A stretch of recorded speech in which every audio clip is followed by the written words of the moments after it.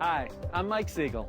When our first homeowners decided to renovate this grand Victorian, they hoped they weren't biting off more than they could chew.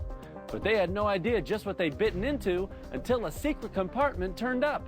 And that led to a tasty discovery. Beth and John Corder searched nationwide to find the perfect place to open their B&B. What they found was this 1885 Italianate in St. Joseph, Missouri. First time we saw this house, we just fell in love with it. What about it made you love it so much? The way it was constructed, the view sold it. Yeah, you're up on top of a hill here. You can see the whole town. And that's what you do here. Enjoy the view? A lot of view watching. The 5,000 square foot home came with more than a view. Beth and John would soon find out it came with a mystery. What did you know about the place before you went in? We knew nothing about the house itself. They got their first clue to the home's past while John was clearing out the basement. That's where he came across a stack of old library books. And when I opened them up, 3 of them were reference books, and one of them was a world atlas. Wow. And the atlas dates, this was printed in 1897. A closer look, and John noticed the seal from a college in Atchison, Kansas. Who left the books behind? Did a scholar once live here? Next, as Beth and John got to work upstairs, they were amazed to find the home's original light fixtures and an entire bedroom set was still there. Were you surprised that this stuff was left behind? Yes, we were. But I was happy. But what about the piano, too? Tell me about that. Piano was left in the house. We arrived, and that was like one of the first things we saw when we went downstairs. The piano was made by the prestigious Schiller Company of Illinois, and the couple wondered if it could be valuable. They'd find out later, but first there was more cleanup to do. As Beth got busy upstairs, she discovered a stash of boxes labeled Cherry Mash Candy and a plate that said Chase Chocolates. I was cleaning out in the cupboards in one of the bedrooms up here, and I was so excited to see that this was actually, Chase Chocolates. It looked like someone had a sweet tooth, but who? Their next clue came as John was working under the staircase, and he found a hidden door. Did you know what was behind this door when you first moved in? No, we didn't. As we were moving stuff in, we went into the closet, and I noticed this little cubbyhole storage, and when I opened it, I found all these little pictures and receipts. Looks like somebody did a little time capsule. Among the papers was a shipping order from 1920 for the Chase Candy Company. Back then, they actually typed it on old typewriters, and typewriters, who hears that nowadays? Remember typewriters? Yeah, I remember typewriters. Back in the day. There were also pictures with the name Chase written on the bottom, the same name Beth found on the candy boxes. So you didn't write these captions, somebody else did? No, somebody else wrote those captions. Well, that's helpful. That saves a little research on your part. Yes. John noticed one of the photos had been taken in his house. We had realized here, the picture you're looking at, we had realized that it was a picture of the fireplace in the living room here. And this is exactly how you and Beth sit by the fire every day, dressed like this, right? Yeah, that's correct. Exactly. Did the Chase family once live in their home? Were they connected to those candy boxes? It was time for answers, so Beth and John checked local records and learned Ernest Chase lived in their home with his wife Emma from 1910 until the 1950s. Chase was a candy maker famous for creating the Cherry Mash candy bar, and the shipping receipt, candy boxes, and plate all came from his factory, a place that's still making candy today. The famous Cherry Mash. Yeah, and I'm like, wow. I opened it up and I said, well, why didn't they leave me any candy? 10 cents. That's a great deal, too, 10 cents. You think maybe he came up with the Cherry Mash in this house? So Remember the idea? I believe he might have, sitting in his library one day, he came up with the idea and decided to go for it. Wow, so this really is a landmark house around here. Yes, it is.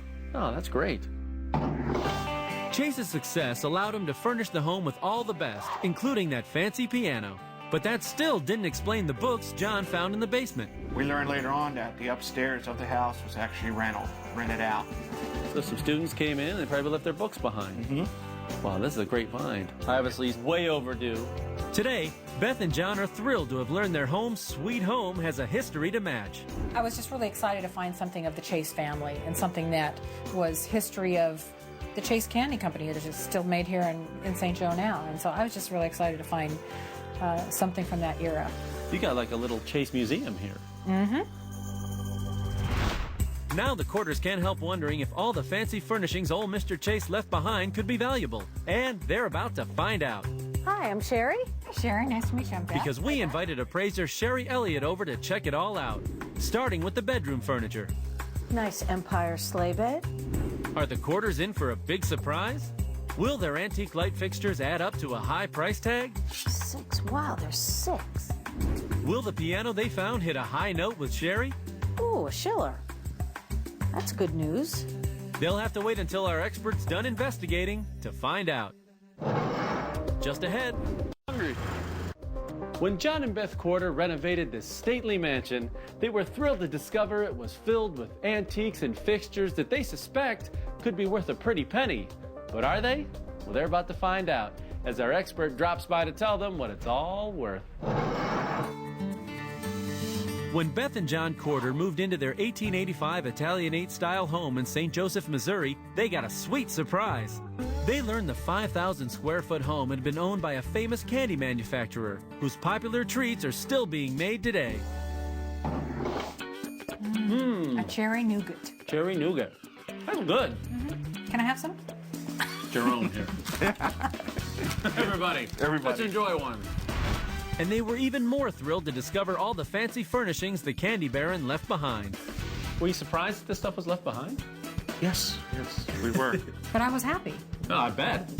There was an antique bedroom set upstairs, stunning brass chandeliers in the dining room, and a classic upright piano made by the prestigious Schiller Company.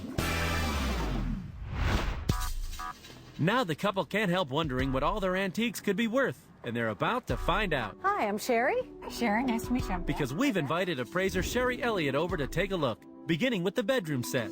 Well, here we have a nice mahogany Empire bedroom set. You have the bureau with the mirror, you have the little princess dresser, the sleigh bed, the parlor table, and behind me you have the drop leaf work table. Sounds promising. So, now comes the fun part. I bet you want to know how much it's all worth. Yes, we This do. is all of it worth together. All together, I'd place a value of $800. $800. $800. Next, Sherry checks out the home's original lighting. Do you guys realize that you actually have 6 matching lights? No. Did you know there were 6 of them? You have the chandeliers downstairs, and then you have 4 hanging lights that actually match. And they're Victorian, and they're a combination gas-electric fixtures. But will their value light up the room? I place a value of all 6, and because they're matching, that makes them really, really fabulous. At $100. Hey! Wow. $2,500. And Sherry saved the best for last, the antique piano. Actually, it's a beautiful piano. It was made by Schiller, and judging by the serial numbers, it was made in 1905. Did you guys know that it was that old? No, We didn't know I've it been was trying that to old. research it. Yep. And Schiller doesn't call me back. Beautiful, and it has beautiful walnut case. But will the price tag be music to their ears? Fully restored, that piano would be worth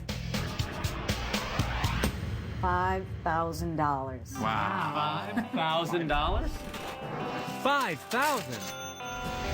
And altogether, Sherry's found more than $8,000 worth of antiques and collectibles in the Quarters home. What do you think, Beth? Was it worth the move? Oh, yes. I'd do it again in a heartbeat. Really? Yeah. For now, Beth and John plan to keep their newfound treasures right where they are, as the focal point of their historic home. We have much more appreciation of the time period when it was constructed, the effort and work placed in workmanship during those time periods that you just don't see nowadays, and we treasure that. And they plan to share the sweet retreat that Candy built with friends and family for many years to come. I'm Mike Siegel. More mysteries next time on If Walls Could Talk. You have